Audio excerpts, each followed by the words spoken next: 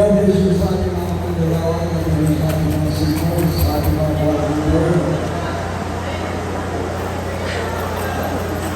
mga musician.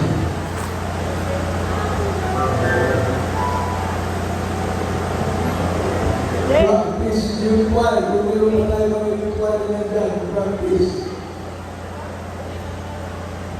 Good choir, good choir. Instrumentalist. Picture muna dito mga instrumentalist. Picture. Picture muna. Instrumentalist, picture. Lahat ng mga instrumentalist natin, picture. Kung mga galing sa main church, galing sa Tawag, galing sa Kapalay, galing sa Mata.